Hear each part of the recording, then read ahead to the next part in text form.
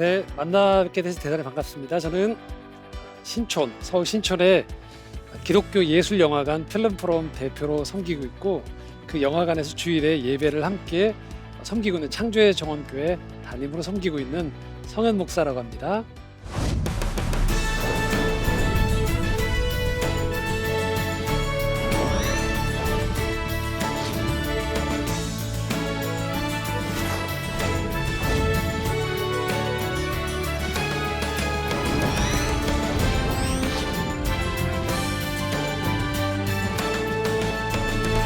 예술과 신앙에 대한 이야기, 오늘 두 번째 시간인데요. 예술은 우리의 신앙을 풍성하게 해준다라는 그 제목으로 함께 여러분들과 이야기를 나누고자 합니다.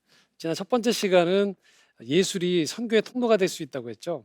두 번째 시간 오늘은요, 이 예술이 믿고 있는 우리의 신앙을 또 풍성하게 해줄 수 있는 면이 있다는 걸 살펴보려고 합니다. 예술이 바로 이렇게 우리의 신앙을 풍성하게 해주는 선물인데요. 자, 첫 번째, 예술은요, 우리로 하여금 상상하게 만들어줘요. 여기서 말하는 상상은 공상이나 망상이 아니고요, 좀 더 창의적인 생각, 이전에 보지 못했던 눈을 열어주는 걸 말하는데, 그래서 이 상상을 통해서 더 넓고 깊은 눈을 갖게 해준다라는 겁니다. 그림 하나를 보면서 시작하려고 하는데요. 제임스 티소라는 이 작가가 그린 그림입니다. 이 그림을 보고 있으면 여러 사람들이 이 공간 안에 있죠. 뭐 울고 있는 사람도 있는 것 같고, 말을 타고 있는 사람도 보이고, 저 뒤에 쳐다보고 있는 사람도 있어요. 자, 어떤 모습일까요? 자, 이게요, 이 그림의 핵심은 그림 중앙 맨 하단에 있습니다. 한 여인이 울고 있죠. 근데 그 여인의 울고 있는 지점에 자세히 살펴보시면요, 발가락이 있습니다. 어떤 발가락일까요? 네, 어떤 발이냐면 바로 십자가에 달리신 예수님의 발이에요. 제임스 티소는 지금 예수님이 십자가에 달린 상태에서 바라보고 있는 풍경을 지금 담아낸 그림인 거예요. 보통 우리가 예수님의 십자가 고난을 생각하면 가시면류관을 쓰고 달려 계신 예수님을 우리가 묵상하게 되잖아요. 그럼 우리도 모르게 예수님의 아픔에 대해서 많이 묵상을 하게 돼요. 우리도 모르게 고정되어지거나 관습적으로 보게 되어지는 면들이 있어요. 그런데 이런 제임스 티소의 이 그림 전혀 반대죠. 그러니까 우리가 바라보는 예수님이 아닌 우리를 바라보시는 예수님의 눈을 통해서 십자가 사건을 다시 구성해 보는 거예요. 자, 이 그림 안에는 맨 밑에서 울고 있는 막달라 마리아의 모습이 있고요. 이제 예수님의 어머니를 책임져야 되는 요한과 어머니의 모습이 있고요. 저 뒤에는 무척 교만해 보이고 경직돼 보이는 바리새인과 서기관들의, 제사장들의 모습이 보이고요. 한쪽에는 이 장면을 망연자실하게 두려움 속에 쳐다보고 있는 군인도 보이고요. 저 뒤쪽에는 구경꾼처럼 보이는 사람들도 다 보인다는 거예요.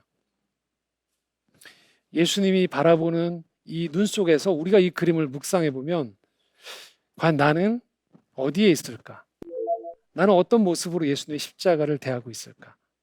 또 예수님은 이 사람들을 바라보시면서 어떤 심경이셨을까? 많은 상상을 불러일으키죠. 이처럼 한 편의 그림을 통해서 우리는 전혀 다른 시각의 전환을 가져오게 되는 거예요. 성경을 보는 눈이 좀 더 달라지겠죠. 이 묵상을 할 때, 이 장면을 묵상할 때 이 그림을 보고 난 후에 우리가 다시 사순절, 또 평소에 십자가에 달리신 예수 그리스도를 묵상할 때 훨씬 더 이전보다 깊고 넓은, 이전에 나의 눈으로만 성경을 봤다라면 예수님의 눈으로 성경을 보고 십자가의 고난을 이해하는 그 지경이 열려지기 시작하는 거죠.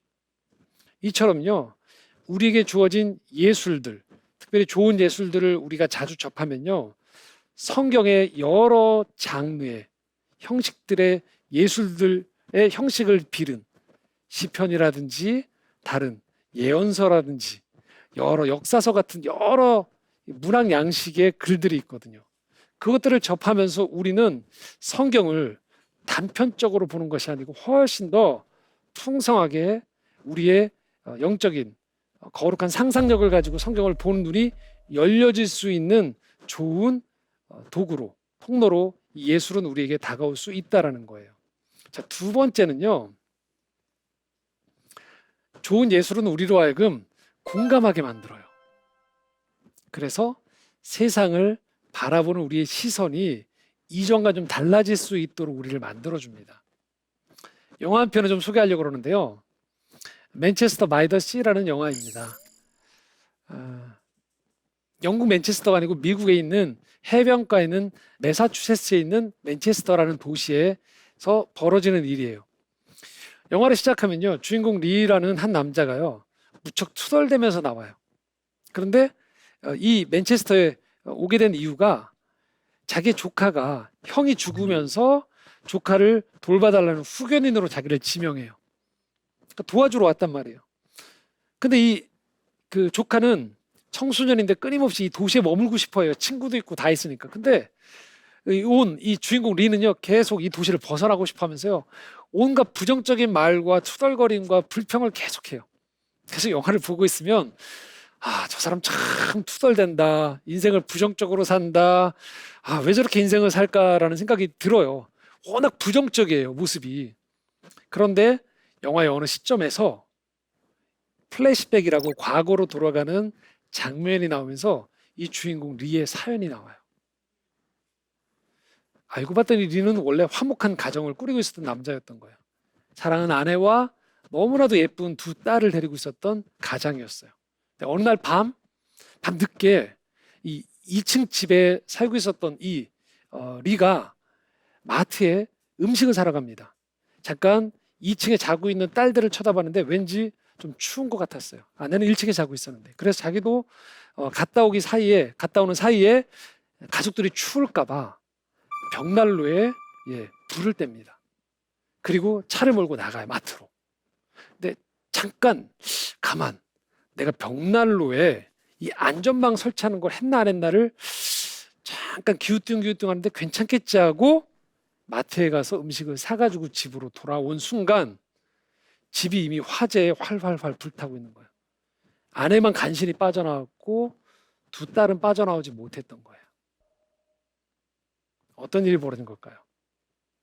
자신의 실수로 사랑하는 딸을 죽인 거예요. 누가요? 자기가. 그래서 주인공 리는 자기 자신을 용서하지 못해요. 끊임없이 일상으로 돌아가려고 하지 않아요. 일상으로 돌아가는 순간에 딸을 죽였던 자신의 실수지만 죄책감이 무뎌질까 봐 자기 스스로에게 형벌을 주고 있었던 거예요. 더더군다나 이 맨체스터라는 도시에는 그 당시 행복하게 살았던 그 아내가 자신과 이혼하고 난 다음에 재혼을 해서 다른 남자와 살고 있으면서 다른 자녀를 낳고 있었던 거예요. 여러분, 이 도시에 머물고 싶겠어요? 안 머물고 싶죠. 자기한테 너무나도 상처가 되는 도시잖아요. 그리고 이 포스트에 나오는 이 부인이 리에게 미안하단 말을 해요. 내가 그때 너무 모진 말, 나쁜 말들을 많이 했다라고. 아마 그럴 수 있잖아요. 남편은 얼마나 원망했겠어요. 그러면서 이 전 아내가 리에게 이렇게 얘기해요. 죽지 말라고. 근데 주인공 리가 이렇게 얘기합니다. 더는 못 버티겠다고. 물론 리는 스스로 생을 끊진 않아요. 조금 영화는 끝날 때쯤 되면 조금은 좀 관객들로 하여금 그래도 일말의 희망을 가질 수 있는 어떤 지점들을 보여줍니다. 하지만 우리는 이제 이 이야기를 듣기 전과 후가 달라질 수밖에 없다는 걸 알게 되는 거죠. 저도 이 영화를 처음 보고 난 다음에 초반부에 제가 영화를 보던 시선과 영화를 마치고 난 다음에 제 시선과 마음이 좀 달라졌어요. 그리고 영화를 보고 난 다음에 거리로 나왔을 때 거리에서 만나는 사람들에 대한 시선이 좀 달라진 것을 느낄 수 있었습니다. 한 편의 영화를 보면서 우리는 이전과는 다른 시선으로 세상을 바라보는 눈이 열리기 시작하는 거예요. 세상 어딘가에 또 다른 리가, 상처받은, 울고 있는 리가 있을 수 있다라는 가능성이 내 삶 안에 들어오기 시작하는 거죠. 그게 바로 공감인 겁니다. 예술은 우리로 하여금 그래서 나 중심으로 살던 내 시선을 열어서 세상과 이웃을 볼 수 있는 눈을 보여주는 거죠. 그럴 때 우리가 성경을 보는 눈이 달라지게 돼요. 오로지 내게 복을 주시는 하나님으로만 생각했던 내 시선이 아닌 이웃의 아픔이 그 안에 있고요. 참된 예배를 드리지 못해서 고통당하고 있는 사람들의 신음소리가 보여지기 시작하는 거죠. 세 번째요. 예술은 우리로 하여금요, 향유할 수 있도록 만들어줘요. 충만한 기쁨을 누리게 해준다는 거예요. 예술이요. 자, 이게 무슨 말이냐? 책 한 권을 소개해드리고 싶은데요. 바베트의 만찬이라는 소설입니다. 덴마크 작가 이자크 베네슨이 쓴 소설이에요. 영화로도 만들어졌었는데요. 노르웨이의 작은 마을의 한 이야기입니다. 이 책 표지에 나와 있는 이 나이 든 두 자매가 살고 있는 마을이에요. 이 자매의 아버지가 루터교 목사님이었어요. 이 마을에서 항상 예배를 드리고 성경 공부를 했거든요. 그런데 이제 아버지가 떠나시고 난 다음에, 세상을 떠나고 난 다음에 이 두 자매가 그 역할을 계속 이어갔어요. 마을은 참으로 경건했거든요. 근데 경건하다 못해서요, 너무 엄숙했어요. 마을에 기쁨이 하나도 없었어요. 서로 간에 말도 별로 없고요. 사람들은 극도의 절제와 서로 간에 다툼이 있었어도 화해하려는 노력보다는 그냥 말을 하지 않고 거리를 두면서 점점 갈등의 골이 깊어지고 있었던 거예요. 마치 이 마을을 보고 있으면요, 총천연색 세상에서 흑백 사진을 보는 것 같은 그런 마을이었어요. 근데 어느 날 이 마을에 바베트라는 여인이 찾아옵니다. 프랑스에서 이곳으로 도피를 온 여인인데요. 이 두 자매의 집에 머물게 해달라고 부탁을 하고 이 자매의 가정부로 일을 하게 돼요. 이 바베트가 참 부지런했어요. 청소도 열심히 하고 요리도 잘했어요. 그래서 마침내 이 집에 가족처럼 12년 넘게 살게 된 거예요. 그러던 어느 날 사건 한 가지가 발생합니다. 그것은 이 바베트가요, 프랑스 복권에 당첨이 된 거예요.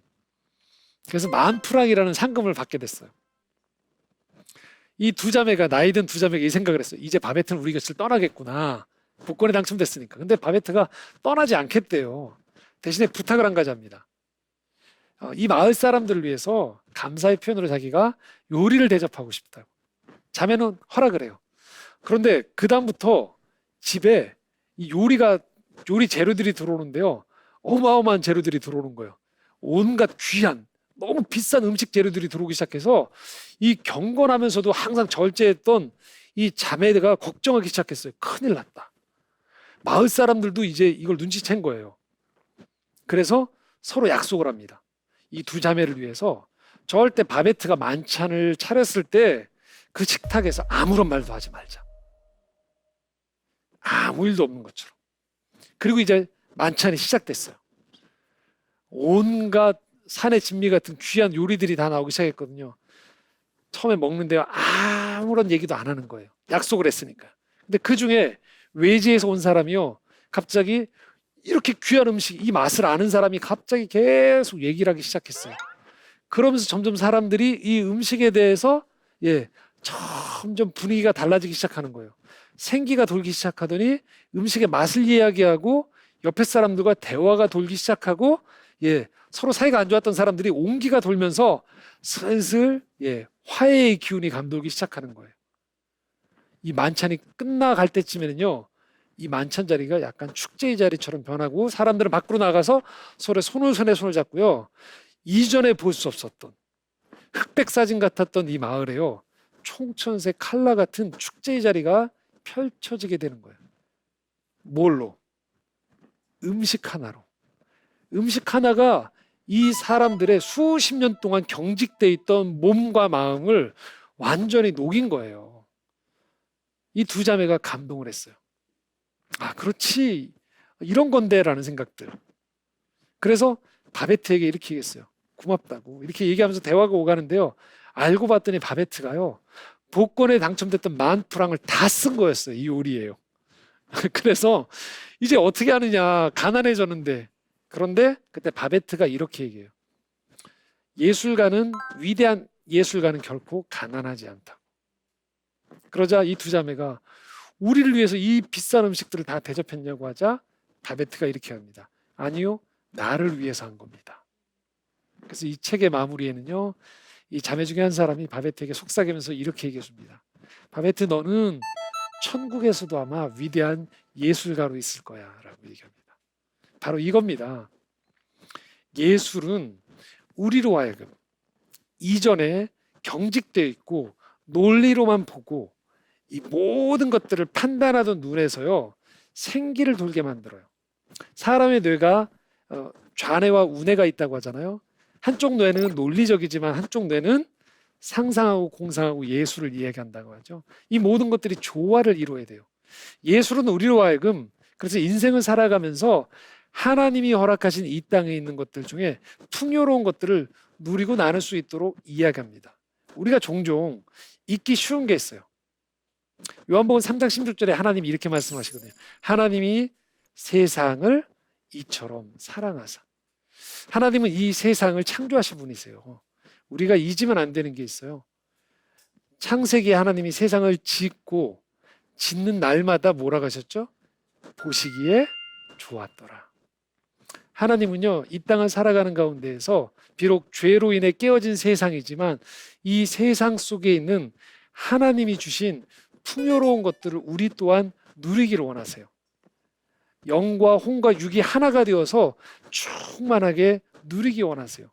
그리고 아직도 표면적인 것이나 몇 가지 것들로 그것이 전부인 줄 알고 살아가는 사람들에게요, 초청하는 거예요. 진정한 하나님 안에서의 풍성한 만찬을 즐길 수 있도록 초대하는 겁니다. 예술은 우리로 하여금 진정하게 우리 안에 그냥 포장되어 있고 우리 안에 위선적으로 살아가던 것들을 덜어내면서 그 안에 있는 풍성함을 누리라고 우리에게 초청하는 겁니다. 그래서 우리가 좋은 음악을 들으면 그렇게 기분이 좋아지고 행복해지고 좋은 예술 작품을 감상할 때 영혼의 어떤 충만함들을 느끼는 것, 그것은 바로 하나님이 주신 선물이라는 것이죠. 자, 그리고 마지막 중요한 것은요, 또한 예술은 우리로 하여금 이 창조의 정신을 갖게 만들어요. 그래서 날마다 우리가 새롭게 살아갈 수 있는 힘을 공급해 줍니다. 이분 잘 아시죠? 누굴까요? 네, 베토벤이죠. 베토벤이 귀가 안 들리기 시작했던 건 잘 아시죠? 귀가 안 들리고 난 다음에 베토벤이 오랫동안 준비했던 작품이 있었어요. 그것은 교향곡 9번이에요. 합창이라고 알려진 그 곡인데요. 본래 이 곡은 실러라는 사람이 썼던 환희의 송가라는 결혼식에서 쓰였던 이 시를 이 베토벤이 감명을 받고 10년 넘게 이걸 곡으로 만들려고 했던 거예요. 당시에 베토벤이 오랫동안 이 곡을 꼭 만들어야겠다고, 환희의 송가를 만들어야겠다고 노력했는데요. 어느 지점에서 벽에 부딪히기 시작한 거예요. 왜냐하면 이 환희의 송가라는 이 시에 담겨 있는 인류애를 향한 굉장히 웅대한 비전이 있었거든요. 그런데 벽에 부딪혔어요. 왜? 이전까지 베토벤이 쓰고 있던 방식으로는 도저히 이 환희의 송가 안에 담겨 있는 이 내용을 전달하기가 부족하다고 느꼈던 거예요.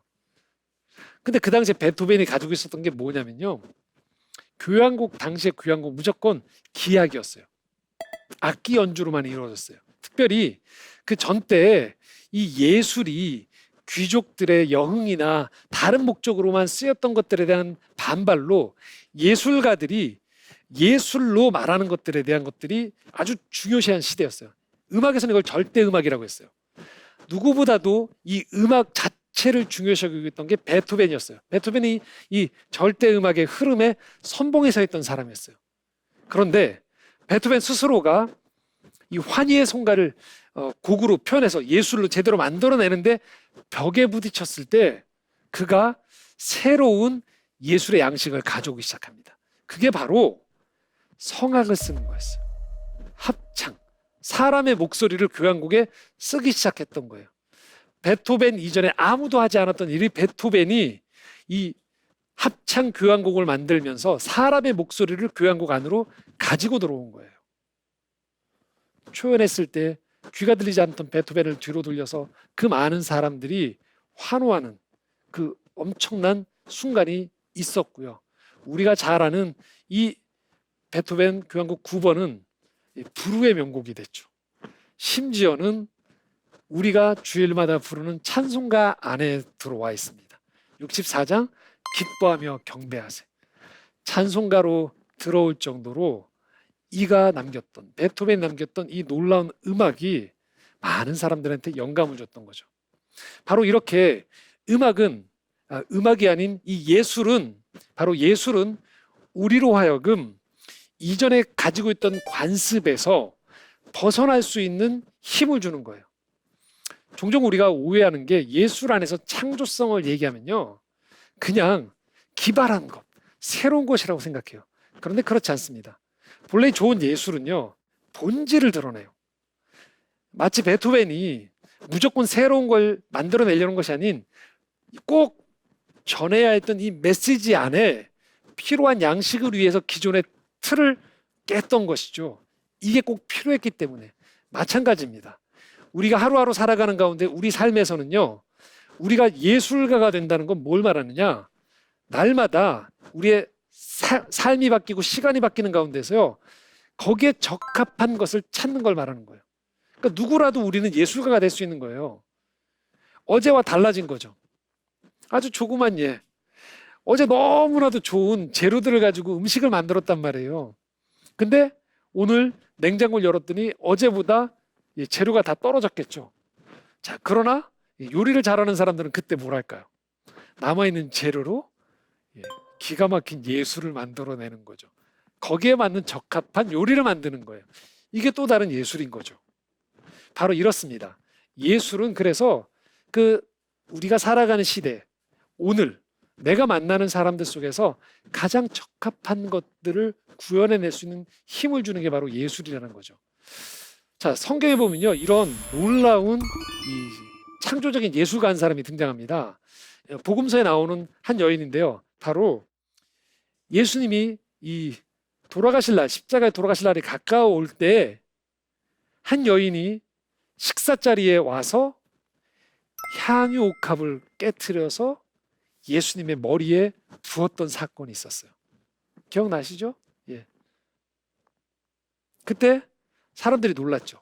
300데나리온이나 되는 당시의 노동자의 하루 품삯이 한 데나리온. 그래서 300일이면 300일 정도의 노동자 임금에 해당되어지는 이 비싼 값의 향유를 깨트려서 단번에 예수님의 머리에 부었던 것이죠. 그래서 가룟 유다가 화를 냈죠. 이 금액이면 가난한 사람들을 구제할 수 있는데. 그런데 놀랍게도 예수님이 이 여인에게 칭찬하시죠. 특별히 복음서 중에 마가복음 14장 6절에 보면 예수님이 이렇게 말씀하세요. 이 사람이 나한테 좋은 일을 했다라고 표현하세요. 여기서 말하는 좋은 일, 원어로 칼로스라고 하는데요. 이 칼로스는요, 마음과 삶에서요, 순수함을 통해서 아름다운 것을 말해요.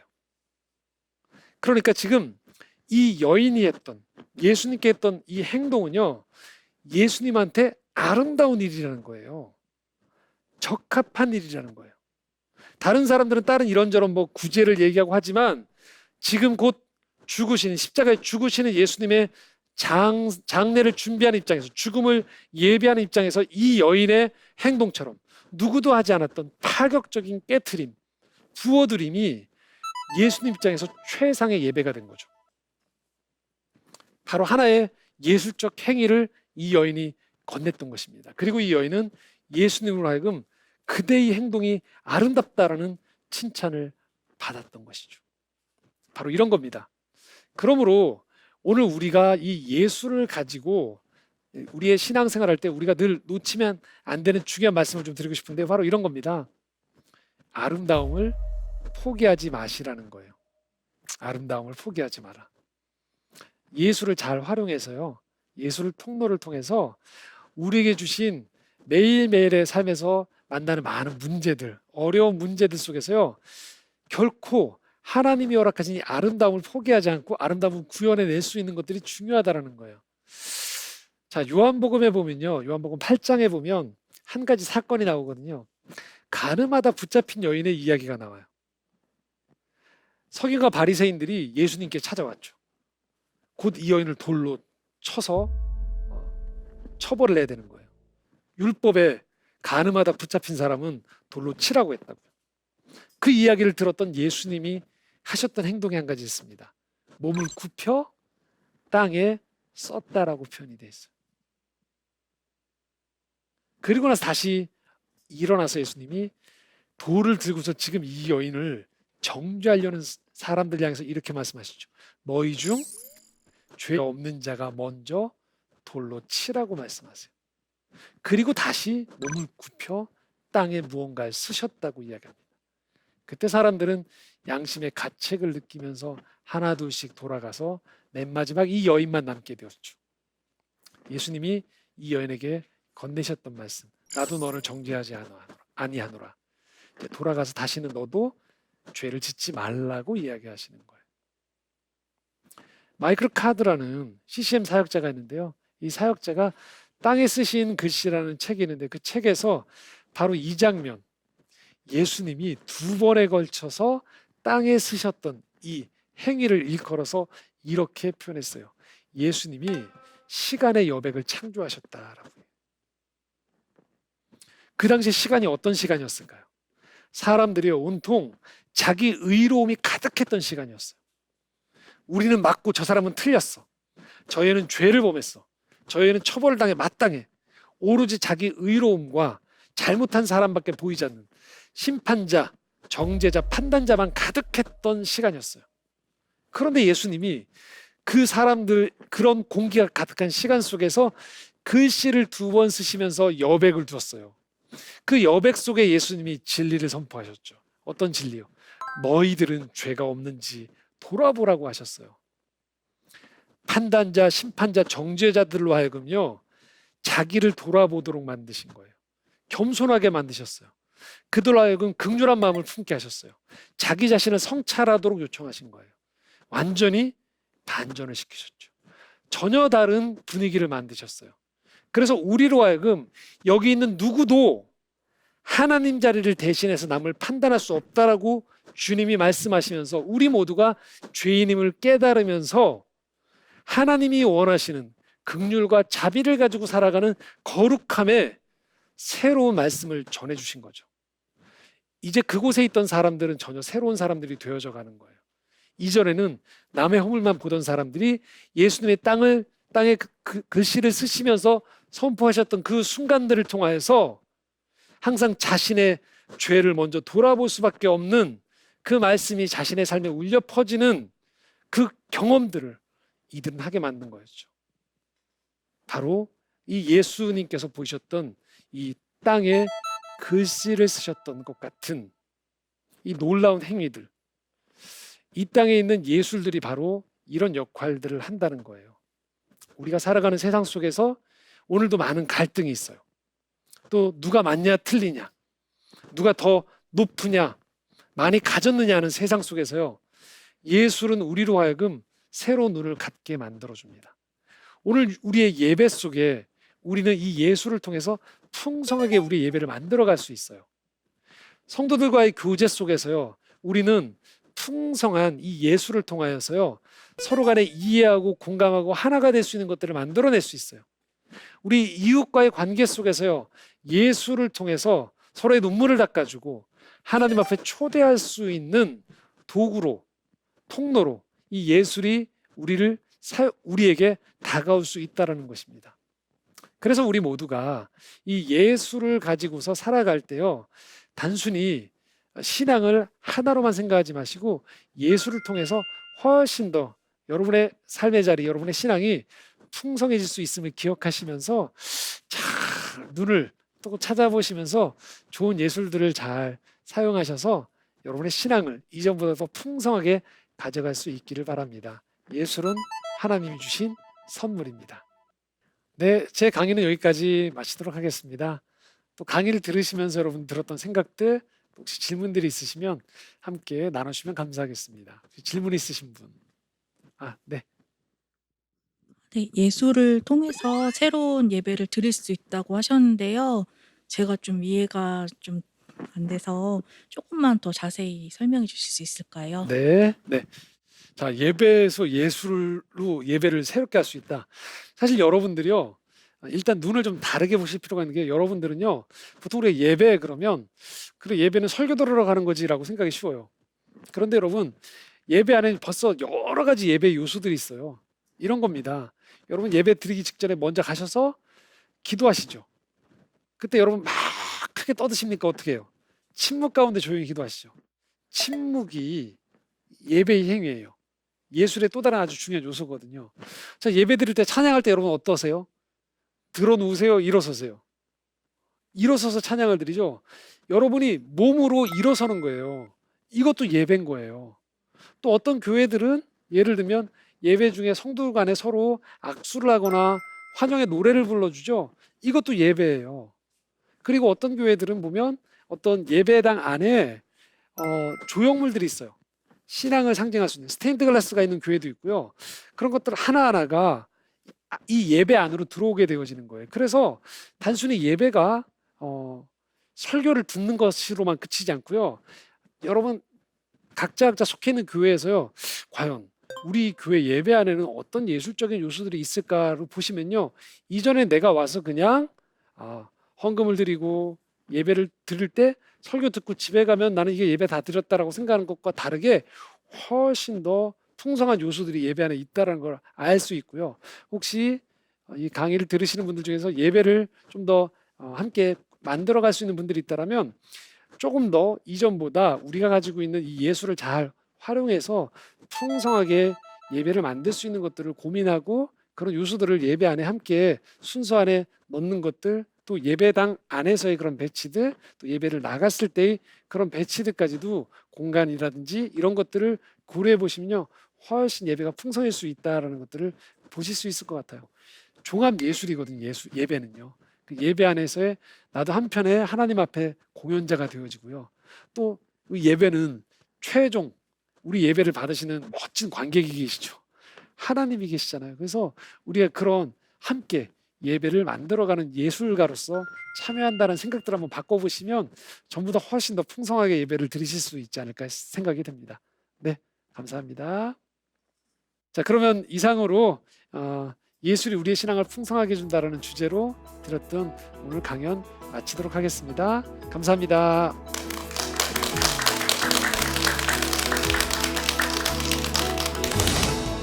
예술은요, 우리로 하여금 상상하게 만들어줘요. 나 중심으로 살던 내 시선을 열어서 세상과 이웃을 볼 수 있는 눈을 보여주는 거죠.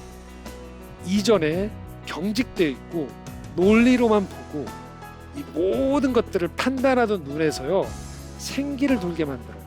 그래서 인생을 살아가면서 하나님이 허락하신 이 땅에 있는 것들 중에 풍요로운 것들을 누리고 나눌 수 있도록 이야기합니다. 이 세상 속에 있는 하나님이 주신 풍요로운 것들을 우리 또한 누리기를 원하세요. 영과 혼과 육이 하나가 되어서 충만하게 누리기 원하세요. 자, 그리고 마지막 중요한 것은요, 또한 예술은 우리로 하여금 이 창조의 정신을 갖게 만들어요. 그래서 날마다 우리가 새롭게 살아갈 수 있는 힘을 공급해 줍니다. 예술을 잘 활용해서요, 예술 통로를 통해서 우리에게 주신 매일매일의 삶에서 만나는 많은 문제들, 어려운 문제들 속에서요, 결코 하나님이 허락하신 이 아름다움을 포기하지 않고 아름다움을 구현해낼 수 있는 것들이 중요하다는 거예요.